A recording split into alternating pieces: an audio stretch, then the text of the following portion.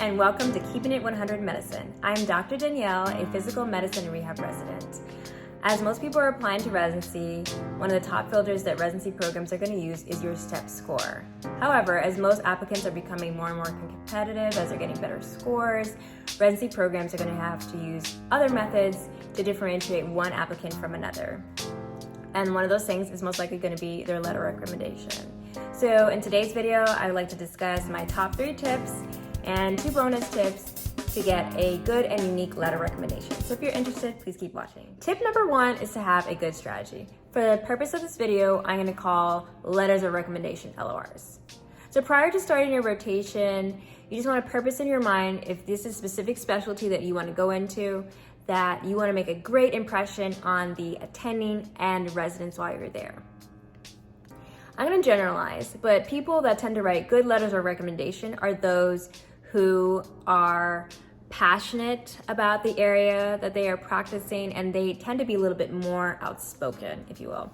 So prior to starting rotation, if you can ask any friends or colleagues who have rotated or have heard about specific attending, ask them questions like, is this an attending who takes the time to teach students while they're rotating? Is this an attending who seems passionate about the area of medicine that they are teaching?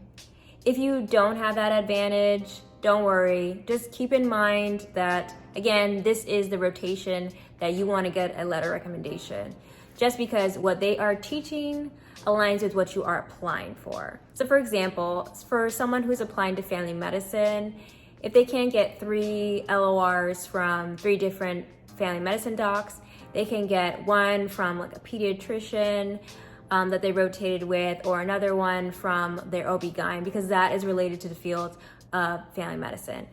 And for someone who's applying to internal medicine, they can get not only, well, if they can't get 3 letters of recommendation from internal medicine doctors, they can get one from, a cardiologist, maybe another from a pulmonologist, because those are also related to the field of internal medicine.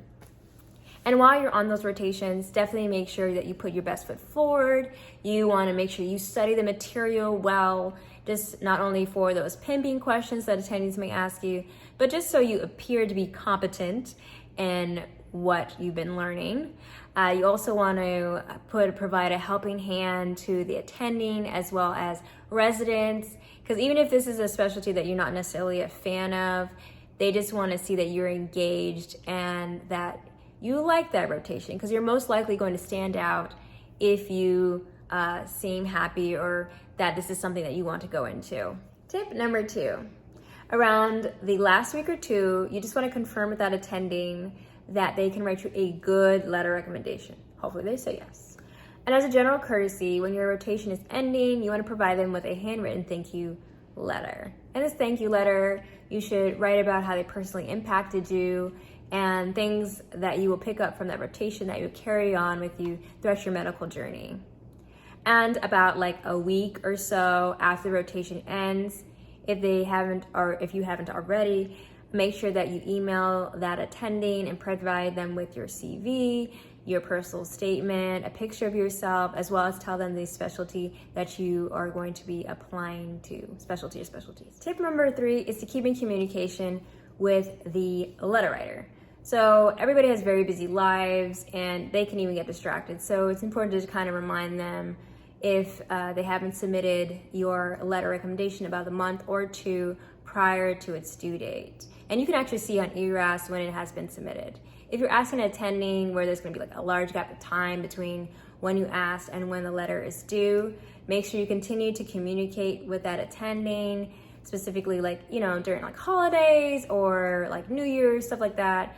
Just say, hey, hope you're doing well, those kinds of things, like small talk. And you want to keep your small talk in that same email chain that you already had with that attending that has your CV, your personal statement, all those things, just so when they see that, they can go back and say, oh yeah, I remember this person. So now we're in the bonus tip section. So for bonus tip number 1, when you apply to ERAS, do not waive the right to see your letter recommendation.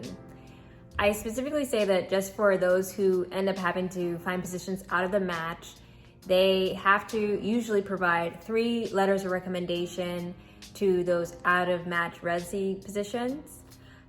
and it's quite annoying to have to go and contact all those 3 letter writers, yada yada. So just to avoid all of that, don't waive the right to see.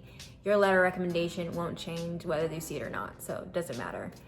And for bonus tip number 2, there are going to be some attendings who say they are willing to sign the letter recommendation, but they want you to write it.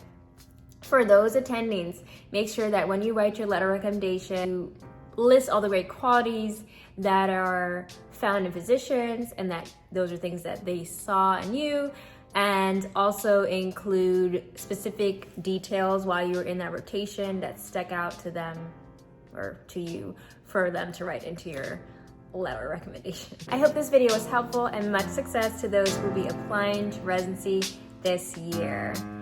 If you have any questions about letter recommendations or any topics that you would like me to discuss in another video, please let me know. Please make sure to like, share, and subscribe. I really appreciate it, and have a blessed day.